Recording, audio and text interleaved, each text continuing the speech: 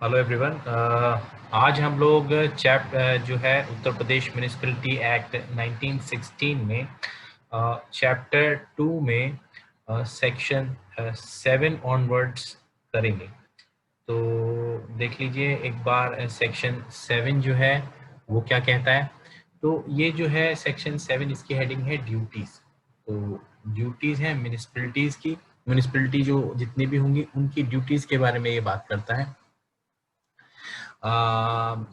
देखिए ये ड्यूटीज जो हैं आपको ये ध्यान रखना है, ये क्या है, मैंडेटरी इन नेचर है। कहने का मतलब वर्ड यूज किया गया है शैल, और इसमें सारी की सारी ड्यूटीज जो है म्यूनिसिपैलिटी को निभानी ही निभानी है।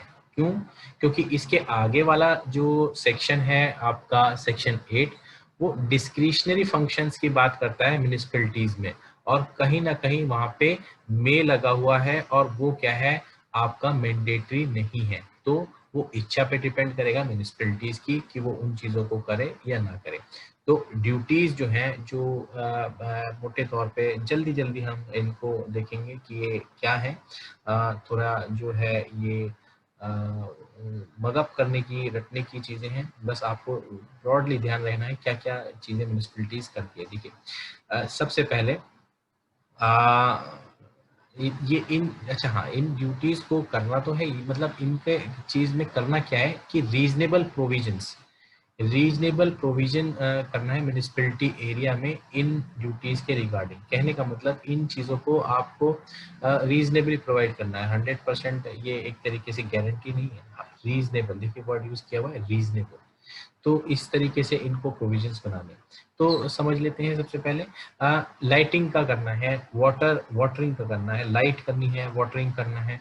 बाउंड्री मार्क्स के सर्वे करने हैं, जो म्यूनिसिपैलिटी के बाउंड्री मार्क्स हैं उनका सर्वे करते रहना है। किसी ने तोड़ तो नहीं दिया, किसी ने उनको ठीक करना है। अ, इसी के बाद क्लीन करनी है आपको, जो है स्ट्रीट्स वगैरह क्लीन करनी है, प्लेसेस जो वो होते हैं, जो भी सारी म्यूनिसिपैलिटी में जगह आती है उनको क्लीन करना है। रिमूव करना है कोई अगर जो आपका कोई जहरीला मैटर है। अबेट करनी है, जो भी सारी न्यूसेंस होती है उनको भी अबेट इन्हीं को करना होता है। ये इंपॉर्टेंट है, ये अबेट भी करता है। रेगुलेट करना है, कोई अगर जो ऐसा कोई प्रैक्टिस वगैरह करी जा रही है तो उसको रेगुलेट करना है, उसको डेंजरस है तो उसको कम डेंजरस करना है। स्ट्रे डॉग्स जो होते हैं, आवारा कुत्ते जो होते हैं, उनको कन्फाइन, रिमूव या destruction of stray dogs and dangerous animals. तो जो ये सारे डेंजरस एनिमल्स हैं इनसे भी लोगों को बचाना है, तो इनके बारे में भी कुछ ना कुछ व्यवस्था करनी पड़ेगी। अब कहने का मतलब आप रिमूव करना है, कोई बीच में सड़क पे कोई ऑब्स्ट्रक्शन आ गया है, अननेसेसरी किसी ने वहाँ पे ऑब्स्ट्रक्ट कर रखी है सड़कें, तो उनको भी रिमूव करना है। सिक्योरिंग और रिमूविंग डेंजरस बिल्डिंग और प्लेसेस, इनको सिक्योर करना है, रिमूव करना है जो डेंजरस बिल्डिंग और प्लेसेस है। इनको भी जो भी वहाँ पे म्यूनिसिपैलिटी में है। डेड बॉडीज जो होता है उनको आपसे पुलिस से असरटेन करने के बाद उनको क्या करना है, कहाँ पे डिस्पोज ऑफ करना है, कहाँ उनको उनका अंतिम संस्कार करना है, इसी इससे संबंधित भी काम ये करती है। ऐसे फिर आपका जो पब्लिक टॉयलेट्स वगैरह होते हैं, स्लॉटर हाउसेज होते हैं, उनका कंस्ट्रक्शन, ऑल्टरिंग और मेंटेनेंस वगैरह भी इसी को करना होता है। वाटर सप्लाई जो डोमेस्टिक, इंडस्ट्रियल, कमर्शियल पर्पजेस की होती है वो। तो वाटरिंग ऊपर वाटरिंग में, और इसमें वाटर सप्लाई में क्या है, वो वाटरिंग पब्लिक स्ट्रीट्स, उन पे छिड़कना, पानी को छिड़कना, और यहाँ पे क्या है, पानी को उपलब्ध कराना। तो ये दोनों चीजें हैं, अलग अलग चीजें। इसी के बाद आपको प्लांटिंग, आप बस रोड के साइड्स में जो प्लांट्स वगैरह रहते हैं उनको लगाना, और उनको मेंटेन करना, जो भी बराबर में ट्रीज रहती है। ऐसे ही क्या है आपका जो सफिशिएंट सप्लाई ऑफ प्योर और होलसम वाटर जो है उसको प्रोवाइड करना, जो भी उसमें है उसको पॉल्यूशन से बचाना। फिर इसी के बाद आपका maintaining addition to any other source of water supply public, इतने working condition, guarding from pollution, मतलब पॉल्यूशन से, बेसिकली जो पॉल्यूशन है उससे आपको बचाना है, चाहे वो वाटर हो और चाहे वो आपका अदर चीजें हो, पब्लिक वेल्स वगैरह, उनको पॉल्यूशन से बचाना है। ठीक है। ऐसे ही आपका ये बहुत इंपॉर्टेंट है, ये registration of birth and death, ये कौन, म्यूनिसिपैलिटी ही करती है। ये सबसे ज्यादा हम प्रैक्टिकल जो लाइफ में देखते हैं, वो सबसे ज्यादा इसी काम से हम लोगों का वास्ता पड़ता है। हाल फिलहाल में पब्लिक वैक्सीनेशन भी ये शुरू करी है। आप कहीं देखेंगे जो है जन कल्याण केंद्र जो है वो खुले हाल फिलहाल ही अभी, तो कहाँ यूपी में कह सकता हूँ मैं। तो वो भी इस तरीके से देखने को मिले हैं हमें। Public hospital dispensaries, medical relief वगैरह जो है ये भी यही लोग जो है इन्हीं को मेंटेन करते हैं। मैटरनिटी सेंटर्स, चाइल्ड वेलफेयर और बर्थ कंट्रोल के जो होते हैं वो भी यही लोग जो है म्यूनिसिपैलिटी वाले इनको मेंटेन करना, असिस्ट करना, एस्टैब्लिश करना, ये भी इन्हीं का काम है। बेसिक देखिए, आप अगर जो वन वर्ड में मैं इन सबको कहूँ तो क्या बेसिक आपकी प्राइमरी हेल्थ जो है, प्राइमरी एजुकेशन और प्राइमरी हेल्थ, इन चीज़ों को ये ध्यान रख रहे हैं। ऐसी वेटरनिटी हॉस्पिटल जो जानवरों के अस्पताल होते हैं उनको भी ये लोग जो है मेंटेन करते हैं। इसी के बाद क्या करते हैं, physical culture, institution of physical culture जो है स्टैब्लिश, मेंटेन और ग्रांट एड करते हैं। तो फिजिकल कल्चर जो कहने का मतलब आपका तंदुरुस्ती से संबंधित है, उनको भी ये लोग ऐसे ही मेंटेन वगैरह करते हैं, स्टैब्लिश भी करते हैं। आप देखेंगे पब्लिक जिम्स खुलते हैं पार्क में, तो ये इसी का ही एक हिस्सा होती है। प्राइमरी स्कूल्स को एस्टैब्लिश और मेंटेन करते हैं। ये क्या है, एक्सटिंग्विश फायर करने में, देखिए कई बार ये क्वेश्चन पूछा भी गया है कि फायर एक्सटिंक्शन में क्या म्यूनिसिपैलिटी क्या फायर एक्सटिंग्विशन का काम करती है? नहीं, वो सिर्फ असिस्टेंस करती है और and protecting life and property when provide करती है और प्रोटेक्ट करती है लाइफ को फायर से संबंधित, ठीक है। नहीं तो इनके जो होते हैं फायर स्टेशंस होते हैं एक्चुअली, जो इनकी जिनकी main responsibility extension of fire होती है, ठीक है। तो ये म्यूनिसिपैलिटी क्या उसको असिस्ट करते हैं। इसी के लिए, इसी के साथ जो प्रॉपर्टी में वेस्ट होती है उनका भी ध्यान रखते हैं, जो म्यूनिसिपैलिटी के फाइनेंस होती हैं उनका भी ध्यान रखते हैं। ऑफिशियल लेटर्स वगैरह जो आते हैं स्टेट गवर्नमेंट मांगती है उसका भी जो है इनको तुरंत जवाब देना होता है, उसको भी इनको ध्यान रखना होता है। ऐसे ही आप जो कोई इम्पोज कर रखी है लॉ से कोई ड्यूटीज वगैरह, उनको भी ये फुलफिल करते हैं। टेनरीज जो होती हैं उनका भी ये रेगुलेट करते हैं। फिर इसी के बाद आपका जो construction maintenance of parking lots, bus stops, ये बस स्टॉप्स वगैरह के जो सारी चीज़ें होती हैं पब्लिक कन्वीनियंस से रिलेटेड, जो पब्लिक ट्रांसपोर्ट वगैरह से रिलेटेड है, उन चीज़ों को मेंटेन करना वो भी इनका ही काम होता है। अर्बन फॉरेस्ट्री, देखिए फॉरेस्ट्री अगर आप थोड़ा सा या रिकॉल करें, एक था रूरल फॉरेस्ट्री, रूरल में जो मिनी आपके छोटे फॉरेस्ट थे, माइनर फॉरेस्ट थे, उनको मेंटेन पंचायत कर रही थी। यहाँ पे अर्बन फॉरेस्ट्री जो है इकोलॉजिकल एस्पेक्ट से जो एनवायरनमेंट के लिए इम्पोर्टेंट है, उनको उनका प्रोटेक्शन करना वो इनका म्यूनिसिपैलिटी का ही काम है। ऐसे ही जो वीकर सेक्शंस हैं उनका सेफ गार्ड करना भी इन्हीं का काम है, इंक्लूडिंग हैंडीकैप और मेंटली रिटार्डेड आदमी। इसी के बाद कल्चर, एजुकेशन एंड एस्थेटिक, ये भी काम इन्हीं का ही है, इनको प्रमोट करते हैं ये लोग चीज़ें। कैटल पाउंड, प्रिवेंटिंग क्रुएल्टी, ये भी इन्हीं का ही है, जो कैटल पाउंड से और प्रिवेंटिंग क्रुएल्टी टू एनिमल्स, उनको उनके साथ अत्याचार होने से भी ये लोग रोकते हैं। स्लम इम्प्रूवमेंट, स्लम जो छोटे छोटे झुग्गी झोपड़ियाँ होती हैं उनका भी इम्प्रूवमेंट और अपग्रेडेशन करते हैं। अर्बन पावर्टी एलिवेशन, ये भी काम यही करते हैं, अर्बन पावर्टी एलिवेशन का भी यही काम करते हैं, ये इंपॉर्टेंट है। अर्बन अर्बन में जो पावर्टी है, देखिए रूरल में जो पावर्टी है उसका कौन करता है, जो ग्राम पंचायत करती है। आपने देखा होगा बहुत सारे खासकर प्रोग्राम जैसे मनरेगा है, वो जो है आपका गांव में बहुत चलता है, देखने को मिलता है। इसी तरीके से अर्बन पावर्टी एलिवेशन प्रोग्राम्स होते हैं, वो भी जो है इनके द्वारा की जाते हैं, म्यूनिसिपैलिटी के द्वारा। इसी तरीके से आपका providing urban amenities and facilities such as garden, public parks and playground, इन लोगों को जो गार्डन्स, पब्लिक पार्क्स और प्लेग्राउंड्स हैं इनमें फैसिलिटीज और एमिनिटीज देना, कहने का मतलब बैठने की व्यवस्था देना, अगर जो झूले लगाने हैं वो लगाना, या फिर अगर कोई आपको जिम भी खोलना है उसके अंदर तो आप खोल सकते हैं। तो ये सारे आपके जो हैं कहीं ना कहीं आपके मैंडेटरी फंक्शंस हैं। और आपके इसी के बाद हम देख लेते हैं डिस्क्रिशनरी फंक्शन। ये डिस्क्रिशनरी हैं जो सेक्शन इसमें 8 में दे रखे हैं। तो क्या म्यूनिसिपैलिटी इसमें क्या है, सैंक्शन लेनी पड़ेगी प्रिस्क्राइब अथॉरिटी से। विद इन लिमिट्स तो खुद कर सकती है, लेकिन जब आउटसाइड अगर करेगी तो उसको सैंक्शन लेने की पड़ेगी प्रिस्क्राइब अथॉरिटी की, म्यूनिसिपैलिटी को, ये सारे काम करने के लिए। तो देख लेते हैं ये क्या है। जो है आपका न्यू पब्लिक स्ट्रीट्स और एक्वायरिंग लैंड, अगर जो आपको म्यूनिसिपैलिटी से बाहर खरीदना है तो प्रीवियस सैंक्शन आपको प्रिस्क्राइब अथॉरिटी की लेनी पड़ेगी, तभी आप एक्वायर कर सकते हैं। लेकिन अगर विद इन जो है आपका म्यूनिसिपैलिटी कोई लैंड है और उसको एक्वायर करना है तो ये ऐसे ही कर सकते हैं। म्युनिसिपैलिटी क्या करती है, देखिए मास्टर प्लान, ये बहुत इंपॉर्टेंट फंक्शन है। ये क्या है, ये इन्होंने मे की कैटेगरी में डाल दिया है। ऐसा लगता है जैसे ये बहुत ही इंपॉर्टेंट मैंडेटरी फंक्शन होगा मास्टर प्लान का। तो मास्टर प्लान जो है, ये लोग जो है तैयार करना, ये इनकी क्या है, डिस्क्रिशनरी फंक्शन है, ना भी करें तो भी काम चलेगा। ठीक है, तो आपका इसमें आप देखेंगे एक ऑर्गेनाइजेशन बहुत इंपॉर्टेंट होती है कहीं ना कहीं, डिस्ट्रिक्ट प्लानिंग कमेटी। तो हम उसका आगे रोल भी देखेंगे क्या है, लेकिन आप ध्यान रखिए ये म्युनिसिपैलिटी के लिए एक क्या है, नॉन ऑब्लिगेटरी फंक्शन है। इसी के बाद आप क्या, library, museums, radios station, lepers homes वगैरह, इन सब चीज़ों को कंस्ट्रक्शन, स्टैब्लिश, मेंटेन और कंट्रीब्यूशन करना, इनका मेंटेनेंस करना, ये सारे काम भी इन्हीं के ही हैं।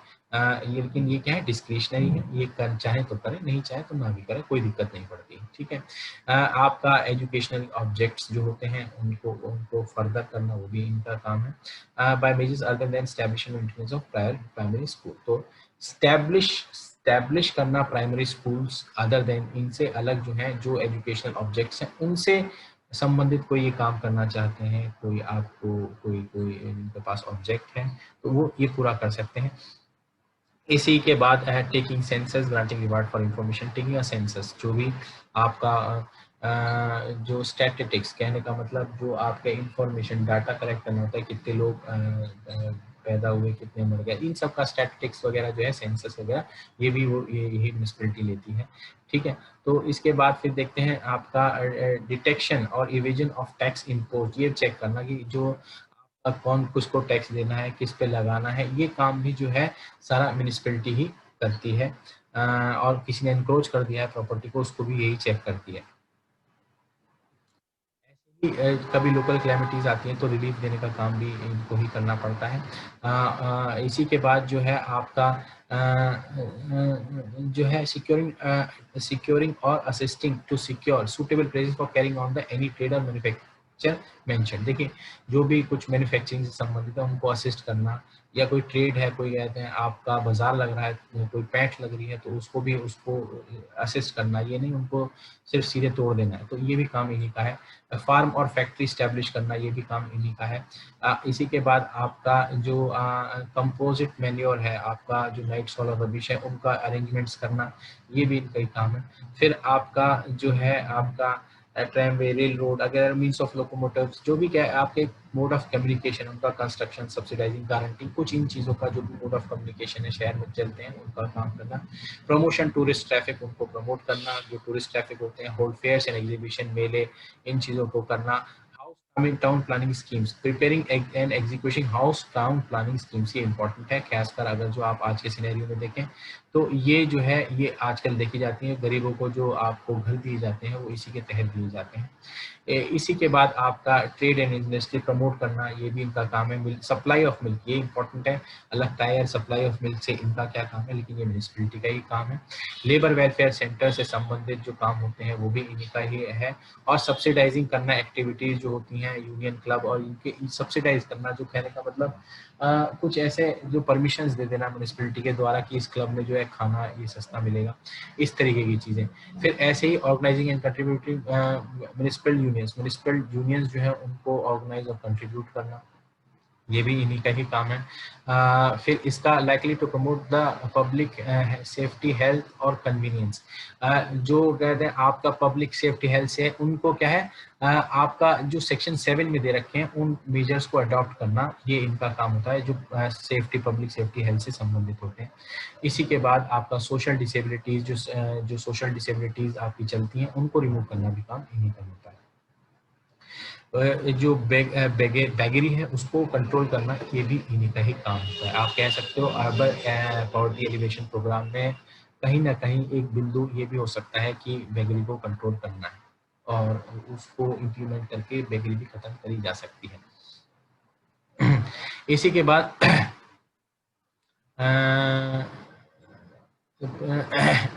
तो इसी के बाद the doing of anything where expenditure is declared by the state government और by the municipality with the sanction of the prescribed authority in appropriate charge on the municipal fund. अगर कोई म्युनिसिपल फंड से कोई पैसा खर्च करने के लिए किसी जो प्रिस्क्राइब अथॉरिटी ने म्युनिसिपैलिटी को ऐसी परमिशन दे दी है या स्टेट गवर्नमेंट ने दे दी है, तो वो भी काम कर सकती है, तो वो भी डिस्क्रिशन है। डिस्क्रिशन म्युनिसिपैलिटी का कब है, जब वो सैंक्शन दे देगी, कौन, प्रिस्क्राइब अथॉरिटी। तो ये ध्यान रखना, म्युनिसिपल फंड से अगर कोई खर्चा करना उसमें भी प्रिस्क्राइब्ड अथॉरिटी की परमिशन चाहिए। और ऊपर सबसे पहले जब हम ये एक सेक्शन 8 स्टार्ट किया था तो वहां पे मैंने कहा था कि अगर कोई म्युनिसिपैलिटी से बाहर काम करना है तो उसमें भी प्रिस्क्राइब्ड अथॉरिटी की परमिशन चाहिए होगी। तो ये दोनों चीजें आप ध्यान रखना। फिर इसके आपके provide state government. State government क्या है, किसी म्युनिसिपैलिटी या म्युनिसिपैलिटी के संदर्भ में कोई नोटिफिकेशन निकाल के कुछ फंक्शंस को डिक्लेयर कर सकती है कि ये आज के बाद जो होंगे ये फंक्शंस जो हैं ये मैंडेटरी प्रोविजंस होंगे और शैल अप्लाई। तो thereupon the provision of the act shall apply thereto as if they have been a duty imposed under section 7। तो सेक्शन 7 के तहत वो क्या होंगे, कंपलसरी होंगे, मैंडेटरी होंगे। अगर स्टेट गवर्नमेंट कोई नोटिफिकेशन निकाल के ऐसी बात कह देती है, तो कहने का मतलब इनमें से कोई भी उन फंक्शंस को निकाल के अगर स्टेट गवर्नमेंट चाहती है कि वो मैंडेटरी म्युनिसिपैलिटी करे रेगुलर बेसिस पे, तो वो वैसा भी कर सकती है।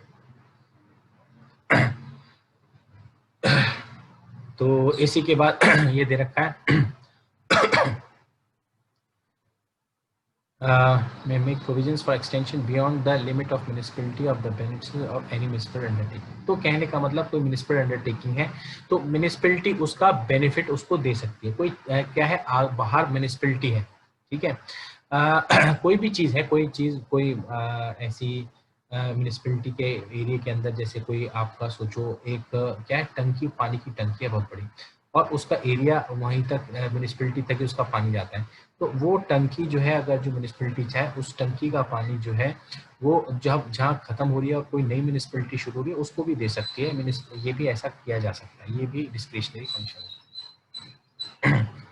इसी तरीके से एक ये बात कह रखी है कि कैंटोनमेंट का जो पानी का सप्लाई का जो वो होगा कि भाई कैंटोनमेंट का पानी क्या बाहर सप्लाई किया जा सकता है, तो उसमें क्या है, आपको स्टेट गवर्नमेंट, जो सेंट्रल गवर्नमेंट है, सॉरी स्टेट गवर्नमेंट, ये इंपॉर्टेंट है। कैंटोनमेंट एक्चुअली क्या होता है, वो सेंट्रल गवर्नमेंट के तहत आता है। तो आपको प्रीवियस सैंक्शन चाहिए होगी, ठीक है। अगर आप देखिए, एक म्युनिसिपैलिटी में क्या है, एक कैंटोनमेंट आ सकता है, लेकिन वो कैंटोनमेंट जो होता है उसका पूरा का पूरा एडमिनिस्ट्रेशन बिल्कुल डिफरेंट तरीके से चलता है, म्युनिसिपैलिटी के अधीन नहीं हो सकता। तो म्युनिसिपैलिटी क्या है, आप क्या करेंगे, उस म्युनिसिपैलिटी को अगर जो कोई बेनिफिट उस कैंटोनमेंट एरिया में, सोचिए कोई पानी की टंकी है उसका कहीं बाहर देने का विचार है, तो वो प्रीवियस सैंक्शन सेंट्रल गवर्नमेंट से लेगी। ऐसे ही नहीं अपनी मर्जी से पहुंच गई और उसका टंकी का पानी दूसरे कहीं उसको देना शुरू कर दिया, तो ऐसे नहीं करेगी। इसी के बाद जो है म्युनिसिपैलिटी जो है वो प्रेसिडेंट से बनेगी और चेयरपर्सन से बनेगी। अब देखिए, मैंने आपको कहा था वार्ड्स कमेटी में क्या होता है, तो वार्ड्स कमेटी में जो हेड था वो कौन था, चेयरमैन। और मैंने आपसे एक क्वेश्चन छोड़ दिया था कि देखेंगे, चेक करेंगे कि म्युनिसिपैलिटी में क्या है।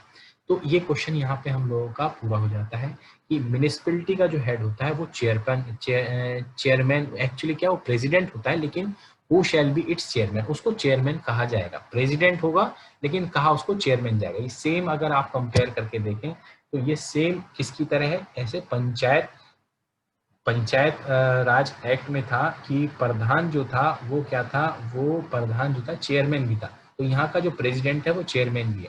तो ये आप जो है दोनों ही लोग क्या, चेयरमैन होते हैं।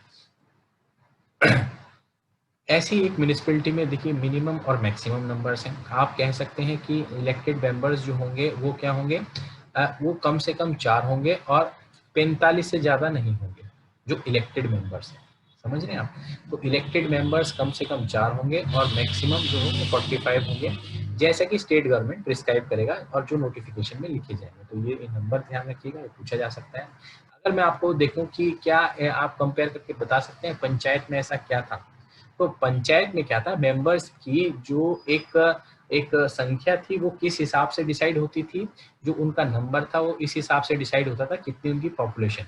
देखिए, जैसे कि पॉपुलेशन मैंने आपको बताया था, वहां पे ऑड नंबर्स में था 9, 11, 13 और 15, इतने। मिनिमम नंबर 9 था और मैक्सिमम नंबर 15 था। तो यहाँ क्या मिनिमम नंबर 4 है और मैक्सिमम नंबर 45 है। वहां पॉपुलेशन के अकॉर्डिंग था, यहाँ कोई अकॉर्डिंग नहीं है, यहाँ प्रिस्क्राइब करेगा स्टेट गवर्नमेंट। तो ये दोनों में अगर जो पंचायत राज एक्ट है उसमें देखना है डिफरेंस, तो इस तरीके से देखना है। इसी को हम आगे देखते हैं। म्युनिसिपैलिटी में ये लोग तो निश्चित हैं, ये तो होने ही होने हैं, लेकिन इसके अलावा और भी मेंबर्स होते हैं। और वो क्या होते हैं, तो वो एक्स ऑफिशियो, देखिए ऊपर वाले मेंबर्स, अभी इनकी हमें इस एक्स ऑफिशियो से ये चेक करना पड़ेगा ये इनकी क्या स्टेटस है, क्या इनको सैलरी मिलती है, क्या इनको अलाउंस मिलता है, क्या इनको ऑनरेरियम मिलता है। तो जैसे हमने पंचायत में देखा था, अब मैं आपको कंफर्म पंचायत का बता सकता हूँ, वहाँ प्रधान को और मेंबर को क्या क्या मिल रहा था।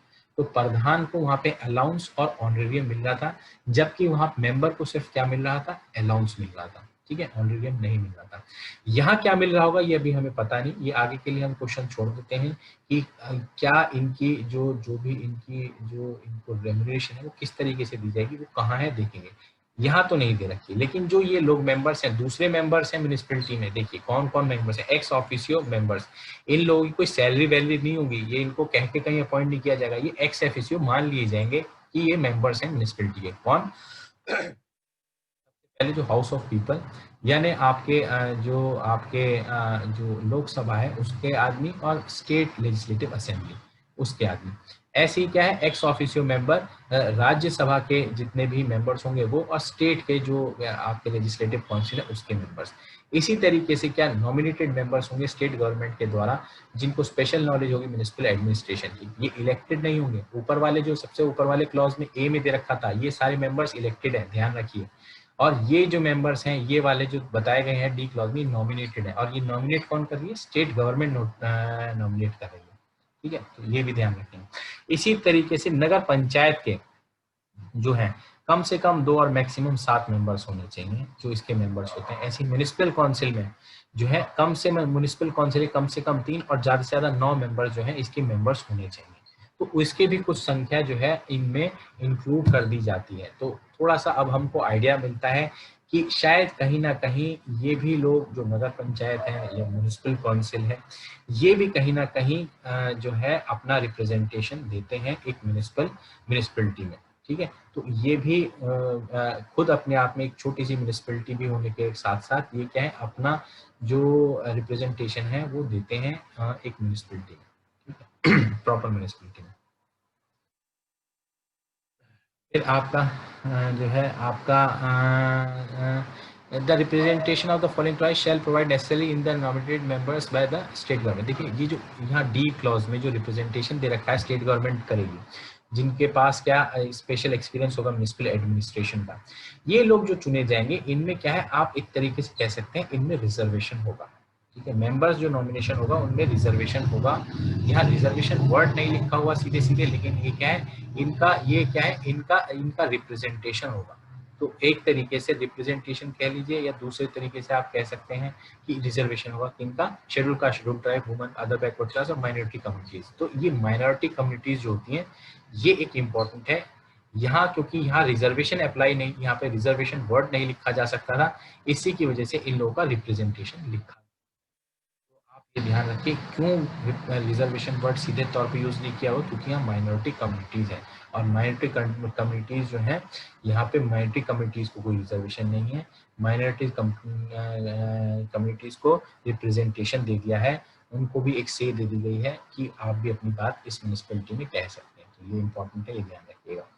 इसी के बाद आपका chairman of the committee established under इतने इतने, ये क्या है, चेयरमैन जो होंगे कमिटीज के, देखिए क्या होता है, ये इन मेंबर्स की, जैसे ऊपर ये सारे मेंबर्स दिए गए हैं, ठीक है, इनकी जो है आप कह सकते हैं कि वोटिंग राइट्स होती हैं, लेकिन अगर जो कोई चेयरमैन है आप किसी कमेटी का, ठीक है ना, तो वो मेंबर नहीं माना जाएगा ऊपर वाले दिए गए क्लॉज में, ठीक है। तो ये क्या है आपका एक्चुअली आप ये मेंबर होना ना होना, एक तो हमें ये पता चल जाता है कि ये जो चेयरमैन कमेटी का मेंबर नहीं है। अब मेंबर नहीं है तो कहीं ना कहीं इस पे हो सकता है, हम आगे पढ़ेंगे, कहीं जो है वोटिंग राइट्स नहीं होगी, ठीक है। इसी के बाद प्रोवाइजो देख लेते हैं क्या लिखता है कि the person refer to in clause D, देखिए क्लॉज डी में कौन नॉमिनेटेड मेंबर्स थे, shall hold office during the pleasure of the state government. तो उनकी फिक्स टर्म नहीं है, उनकी फिक्स टर्म नहीं है। मेंबर्स की यहाँ कितनी टर्म है, मेंबर्स की यहाँ कितनी टर्म है, देखिए अगर हम बात करें जो वार्ड्स कमेटी थी उसका टर्म दे रखा था, उसका टर्म हमें पता था 1 ईयर है, लेकिन यहाँ मेंबर्स की कितनी टर्म है एग्जैक्ट नहीं पता है हमें, लेकिन हमें ये कह दिया गया, लेकिन जो नॉमिनेटेड मेंबर्स हैं उनका तो डेफिनेट, मैं इस प्रोवाइजो में ही बता रहा हूँ, जो ये जिसने एक्ट बनाई है वही कह रहा है, जो ये नॉमिनेटेड मेंबर्स हैं क्लॉज डी में जो दिए, इनकी डेफिनेट मैं टर्म बता रहा हूँ कि ये during pleasure of state government ही रहेंगे, क्योंकि उन्होंने क्या है, इन्हें नॉमिनेट किया है। और इनको क्या होगी, इनके पास राइट टू वोट भी होगी, ये वोट भी कर सकते हैं। तो देखिए कहीं ना कहीं यहाँ पे वोट की भी बात आ गई। इसी के तरीके से एक और प्रोवाइजो है जो कहता है कि आपका जो है any vacancy in any category of members refer to in clause shall be no bar for constitution reconstitution of municipality. ठीक है, तो ये सीधे सीधे कहता है कोई वैकेंसी हो जाती है मेंबर की, तो तो उससे ये नहीं होगा कि आप जो है आप कॉन्स्टिट्यूशन या रिकॉन्स्टिट्यूशन ऑफ म्युनिसिपैलिटी नहीं करेंगे। ठीक है, वैकेंसी हो जाएगी तो कॉन्स्टिट्यूशन फिर भी होगा इसका। इसी के बाद जो है रिजर्वेशन की बात कर दी गई। देखिए ऊपर यहाँ रिजर्वेशन नहीं दिया गया है, रिप्रेजेंटेशन दिया गया है, इस वर्ड को ध्यान रखिएगा। मैं इसको थोड़ा हाईलाइट कर देता हूँ, यहाँ रिप्रेजेंटेशन दिया गया है जो आपके नॉमिनेट हो रहे हैं मेंबर्स उनमें। ठीक है, और ये जो है आपका आपका इसके बाद जो है यहाँ रिप्रेजेंटेशन दे रखा है। ये रिजर्वेशन के लिए स्पेसिफिक जो क्लॉज है वो है 9A, ना कि ऊपर सेक्शन 8। तो इसमें रिजर्वेशन का दे रखा है। देखिए बहुत प्लेनली जैसे हम लोग ने म्यूनिसिपैलिटी में किया था उसके तरीके से हम देख लेते हैं यहाँ पे क्या क्या चीज़ें मैच करती हैं। तो यहाँ पे सारी चीज़ें बिल्कुल वैसे ही कह रखी हैं कि schedule caste, schedule tribe, backward classes को रिजर्वेशन मिलेगा, प्रपोर्शन में मिलेगा उनको, जो भी पॉपुलेशन का उनका प्रपोर्शन होगा उस हिसाब से मिलेगा। लेकिन बैकवर्ड क्लास को भी जो ये कहते हैं, अगर जो वहाँ पे उनका प्रोपोर्शन नहीं पता कितने हैं बैकवर्ड क्लासेस, तो क्या किया जाएगा, आगे देखेंगे कि यहाँ पे देखिए प्रोवाइजो ये वाला प्रोवाइजो, तो वहाँ सर्वे कराया जाएगा, जहाँ उनकी पॉपुलेशन नहीं पता उनकी सर्वे कराया जाएगा। तो ये इस तरीके से हम लोग कंबाइंड दोनों क्लॉजेस पढ़ेंगे। इसी के बाद ये क्या कहा है, रिजर्वेशन ये है रोटेशन से चलेगा, और जैसा कि रूल्स में प्रिस्क्राइब कर रखा होगा उस तरीके से चलेगा। ठीक है, सिंपल सी 9A में ये दे रखा है। तो ये क्वेश्चन पूछा भी गया है कि ऑब्जेक्टिव टाइप क्वेश्चन की रिजर्वेशन जो है ये कौन से सेक्शन में दे रखा है, तो सेक्शन 9A में दे रखा है। इसी के बाद देखिए एक इम्पॉर्टेंट चीज़ है, मैं अगर पंचायत से कनेक्ट करूं तो पंचायत में स्पेसिफिकली बैकवर्ड क्लासेस का जो रिजर्वेशन है वो 27% दे रखा था। ठीक है, लेकिन यहाँ बैकवर्ड क्लासेस का जो आपका रिजर्वेशन है वो सिर्फ 14% दे रखा है। ठीक है, ये इंपॉर्टेंट चीज़ है, ध्यान रखिएगा, दोनों में अलग अलग परसेंटेज दे रखी है। ठीक है, फिर इसी के बाद हम देखते हैं जो वुमेन का जो रिजर्वेशन है। देखिए वुमेन का 2 जगह मिलेगा। वुमेन जो है आपका बाकी सब जगह तो वुमेन का रिजर्वेशन हो गई, ठीक है, रिजर्वेशन में भी रिजर्वेशन होगा, यानी शेड्यूल कास्ट, शेड्यूल ट्राइब और बैकवर्ड क्लासेस अगर रिजर्व्ड हैं तो वो भी कहीं ना कहीं उनमें भी वुमेन के लिए भी रिजर्वेशन होगा। ठीक है, तो यहाँ डबल रिजर्वेशन है, इन जो बैकवर्ड क्लासेस हैं, शेड्यूल कास्ट, शेड्यूल ट्राइब और बैकवर्ड क्लासेस, इन तीनों में भी क्या वुमेन का रिजर्वेशन होगा। और इसी के बाद जो सब क्लॉज 4 है उसमें सिंपल ये कह रखा है जो नॉर्मल इलेक्शंस होंगे उनमें तो वुमेन का रिजर्वेशन होगा। तो वुमेन को 2 जगह रिजर्वेशन मिल रहा है, आपका साधारण तौर पर भी मिल रहा है और शेड्यूल कास्ट, शेड्यूल ट्राइब और बैकवर्ड क्लासेस में भी मिल रहा है। और ये कैसे मिलेगा, रोटेशन के बेसिस पे मिलेगा, ये तरीका होगा। इसी के बाद हम देख लेते हैं the office of president vice president of municipalities in the state shall be reserved for the schedule caste, schedule tribe and backward classes. तो कहने का मतलब जो है आपका ये जो है, ये जो अब स्पेसिफिकली बताती है, ऊपर तो जनरल बता रखा था कि किसको कितना परसेंटेज मिलेगा, कैसे पॉपुलेशन के बेसिस पे मिलेगा, सर्वे के बेसिस पे मिलेगा, किस तरीके से मिलेगा, रोटेशन के तरीके से मिलेगा। अब यहाँ पे सब क्लॉज 5 में स्पेसिफिकली बता दिया कौन कौन सी पोस्ट पे मिलेगा। तो सबसे पहले प्रेसिडेंट की पोस्ट पे मिलेगा, वाइस प्रेसिडेंट की पोस्ट पे मिलेगा, और क्या है आपको ये दोनों ही पोस्ट पे आपको SC ST और बैकवर्ड क्लास में आपको रिजर्वेशन देना होगा। ठीक है, इसी के तरीके से इफ ऑफिस, देखिए एट अ टाइम, ये बहुत इंपॉर्टेंट है, आप इसको समझ लीजिए कि अगर एक बार प्रेसिडेंट को क्या है रिजर्वेशन मिला है प्रेसिडेंट के ऑफिस में कुछ रिजर्वेशन मिला है, सूची SC को रिजर्वेशन मिला है, तो at the same time vice president के ऑफिस में SC को रिजर्वेशन नहीं मिलेगा। ये बहुत इंपॉर्टेंट सी बात है। ये क्या है, ये एक्चुअली क्या है, एक साथ एक ही जो आपके वीकर सेक्शन है कह सकते हो, जो आपका जिनको अपलिफ्ट करना है, उसके नुमाइंदे दोनों जो है जो हाईएस्ट मोस्ट पद है नहीं हो सकते। देखिए इसे थोड़ा सा लॉजिक में समझा देता हूँ। ऐसा है, अगर जो इस तरीके से होगा तो क्या है, आपका कहीं ना कहीं कास्टस में फैल सकता है। तो ये एक सेफ गार्ड है जो यहाँ पे अप्लाई किया गया है कि भाई प्रेसिडेंट और vice president at a time जो है वो आपके जो है रिजर्व पोस्ट नहीं होंगी उन दोनों की एक साथ। इसी तरीके से जो है देखिए साफ ये लिखा हुआ है कि जो ये कब तक चलेगा। देखिए आर्टिकल 34 इसकी ड्यूरेशन बताता है कि रिजर्वेशन जो है वो आपका सिर्फ और सिर्फ उतना चलेगा जितना 334 आर्टिकल कहता है। 334 क्या कहता है मैं आपको यही बता देता हूँ। देखिए जब ये 334 इंट्रोड्यूस हुआ था तो ये कहा गया था कि ये जब तक हर बार 10 साल चलेगा और जो भी गवर्नमेंट होगी वो इसको हमेशा बढ़ाती रहेगी एज पर द नीड्स। तो क्योंकि वोट बैंक पॉलिटिक्स हुई तो क्या हुआ, किसी ने भी इस रिजर्वेशन को बंद नहीं किया और ये बात दस्तूर हर 10 साल बाद बढ़ा दिया जाता है और ये आज तक भी आफ्टर इंडिपेंडेंस चलता आ रहा है। तो ये सिर्फ आर्टिकल 334 कहता है और कुछ नहीं। और इसमें ये कह रखा है कि अगर जो सीट्स जो है रिजर्व सीट जो है प्रेसिडेंट की, वो अगर जो 334 कहता है कि ये जो है खत्म हो जाएंगी रिजर्वेशन इनकी सीट्स पे, तो हाँ ऑफ कोर्स वो बात माननी पड़ेगी। अगर 334 आर्टिकल उस तरीके से कोई अमेंडमेंट लाता है या गवर्नमेंट इस तरीके का अमेंडमेंट ले आती है तो ये नहीं कि 334 के खत्म होने के बाद भी रिजर्वेशन चलता रहेगा। ठीक है।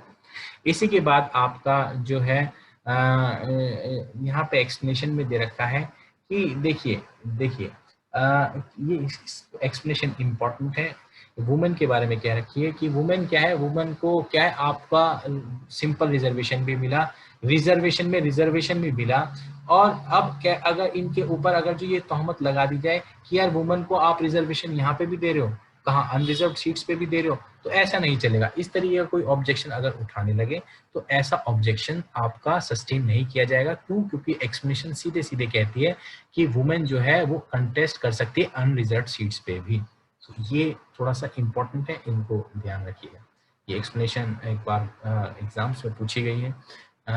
तो इसी के आगे हम देख लेते हैं टर्म ऑफ म्युनिसिपैलिटी। मैंने कहा कि हम लोगों को अभी तक क्या पता था, हम लोगों को ये पता था कि टर्म ऑफ जो आपके जो जो वार्ड कमेटी थे, उसमें जो एक मेंबर चेयरमैन थे उनकी टर्म कितनी थी, तो उनकी हमें पता चला था 1 साल की। और उसको एक जगह ये भी कहा गया था कि एक टर्म जो थी, जो जो आपके म्युनिसिपैलिटी के मेंबर्स थे उनकी टर्म कितनी थी, तो उसमें ये कहा गया था को टर्मिनस होगी किसके, म्युनिसिपैलिटी से। तो इस तरीके की टर्म का जिक्र जो है वो ऊपर किया गया था।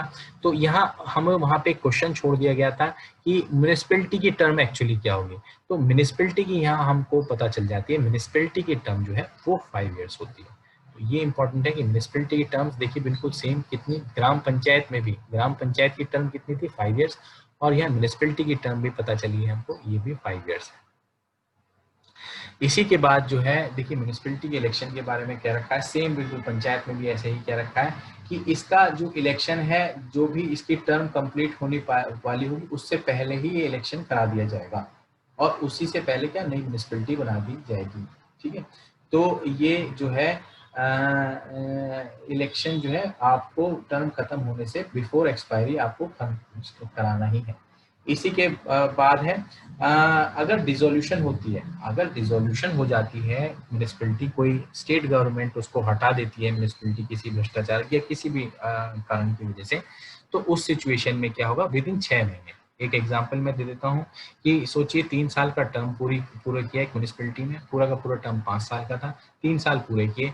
अब क्या है 3 साल बाद कोई गड़बड़ी पाई स्टेट गवर्नमेंट ने और उसने क्या है स्टेट गवर्नमेंट ने म्युनिसिपैलिटी को डिसॉल्व कर दिया।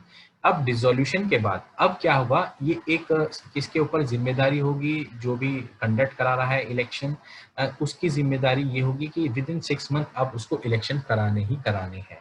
ठीक है। तो ये इलेक्शन आपको विद इन 6 मंथ कराना ही कराना होगा। तभी आप जो है आपके ऊपर मैंडेट है कि आपको ये ऐसा नहीं कि आप 5 साल तक का इंतजार करेंगे, नहीं, फर्स्ट क्लॉज के हिसाब से नहीं चलोगे, उस सिचुएशन में डिसोल्यूशन में क्लॉज भी लगेगा।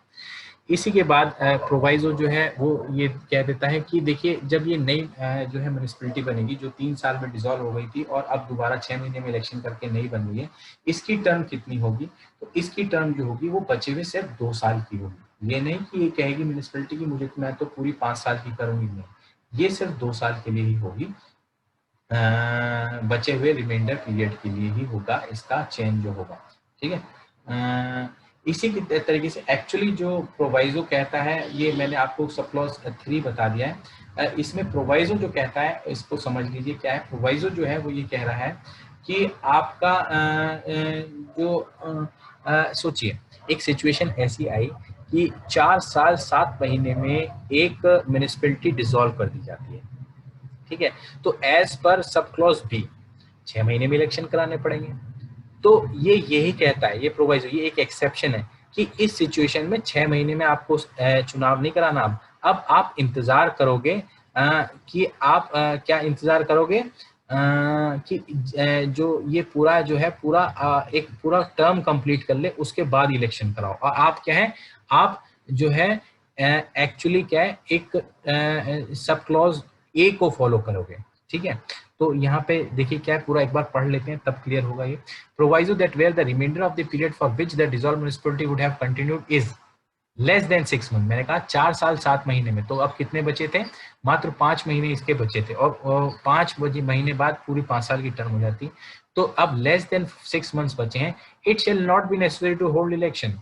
तो अब नेसेसरी नहीं है कि इनको इलेक्शन कराने हैं, जो ऊपर सब क्लॉज जो बी में दे रखा है विद इन 6 मंथ जो कराने under this subsection for continuing the municipality for such period.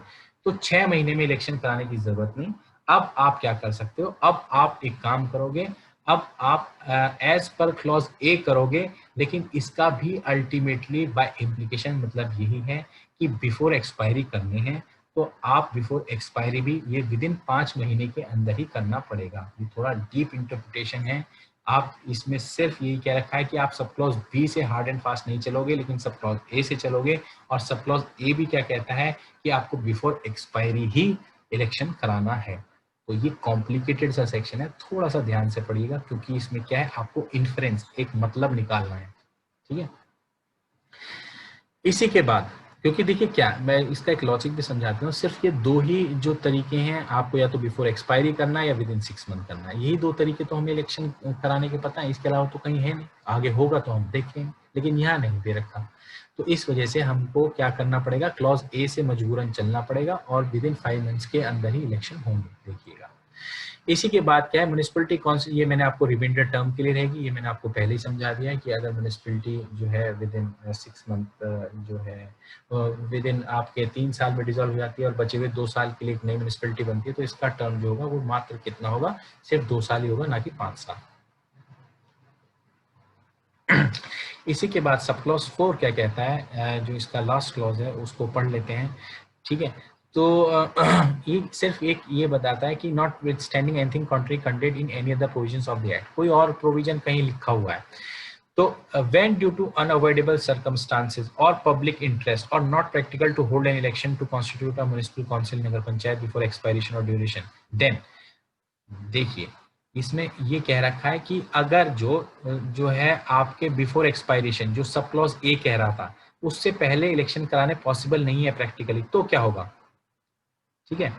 तो उस सिचुएशन में क्या है, उस सिचुएशन में भाई देखिए नई म्यूनिसिपैलिटी में हेड होना जरूरी है जिसके सिग्नेचर के तहत सारा काम होता है।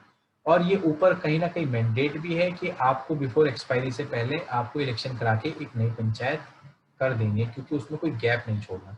लेकिन ये सब क्लॉज 4 कहता है, लेकिन भाई ऐसा भी तो हो सकता है कोई आपको एकदम अनएक्सपेक्टेड कोई ऐसी सिचुएशन आए जहां आप करा ही नहीं सकते बिफोर एक्सपायरी। उस सिचुएशन में आप क्या करोगे, तो उस सिचुएशन का यहाँ सॉल्यूशन दे रखा है। उस सिचुएशन में क्या करोगे आप कि ऑल पावर फंक्शंस जो भी होंगे, जिसके जो भी एक म्युनिसिपैलिटी के अंडर में जो म्युनिसिपल काउंसिल या नगर पंचायत आती है, वो उसमें क्या है, उसमें जो पावर फंक्शंस और ड्यूटीज है कौन डिस्चार्ज करेगा। भाई इलेक्शन हुए नहीं, कोई नया जो है प्रेसिडेंट चुना नहीं गया और एक्सपायरी भी हो गई पूरी की पूरी टर्म जो है। तो इस सिचुएशन में क्या है, सारे पावर फंक्शंस डिस्ट्रिक्ट मजिस्ट्रेट या such gazetted officer of the rank of sub divisional magistrate ये दोनों आदमी जो है उसको एग्जीक्यूट, सारे फंक्शंस को एग्जीक्यूट करेंगे, ठीक है। और ये लोग जो है ये क्या कहलाएंगे, ये एडमिनिस्ट्रेटर कहलाएंगे। और ये एडमिनिस्ट्रेटर क्या है, डीन, ये माना जाएगा कि यही क्या है, यही चेयरमैन या प्रेसिडेंट है, किसका, चेयरमैन या प्रेसिडेंट और कमेटी, जो भी जहां भी चीज फिट होती है, ये एडमिनिस्ट्रेटर माना जाएगा इन सब जगहों पर। तो ये क्या, एक केयर टेकर का अरेंजमेंट कर दिया है इन्होंने।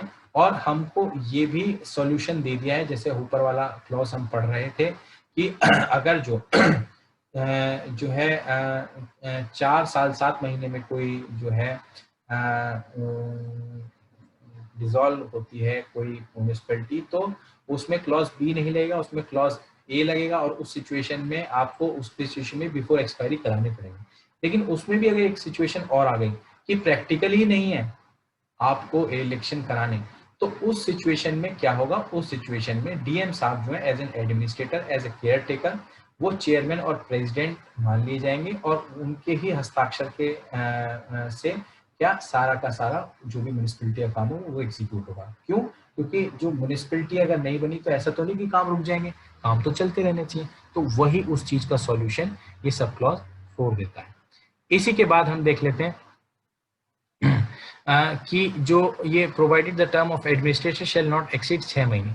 तो ये जो मैक्सिमम टर्म 6 महीने तक ये काम कर सकता है, ये जो एडमिनिस्ट्रेटर डीएम साहब बैठाए गए हैं, ये इनकी टर्म बिल 6 महीने होगी। ये केयर टेक जो कर सकते हैं वो 6 महीने तक ही कर सकते हैं। अब आपको 6 महीने के बाद अंतराल में इलेक्शन कराने पड़ेंगे और नया बोर्ड बनाना ही पड़ेगा। ये आपके ऊपर क्या है, ये एक आपके ऊपर जिम्मेदारी है। ये सेम इसी तरीके से प्रोविजन हमारा पंचायत में भी था, अगर आप रिकॉल करें तो सेम ऐसे ही चीजें दे रखी थी। तो बस आपको ये ध्यान रखना है, ये एडमिनिस्ट्रेटर और कोई नहीं है, ये क्या है, ये एक केयर टेकर की तरह काम कर रहा है। और यहाँ क्या है, यहाँ एडमिनिस्ट्रेटिव कमेटी नहीं है, थोड़ा सा आप इसको भी ध्यान रखिए। वहाँ क्या था, वहाँ एक एडमिनिस्ट्रेटिव कमेटी की बात करी गई थी, तो यहाँ क्या है, no administrative committee, no ADMINCOMMITT, ये ऐसी कमेटी यहाँ पे नहीं है। यहाँ ये का पंचायत में थी, तो ऐसी यहाँ पे नहीं बताई गई है, कहीं आगे दे रखी हो चेक करेंगे, लेकिन यहाँ नहीं दे रखी। ठीक है, तो आज के लिए इतना ही। Thank you and have a nice day.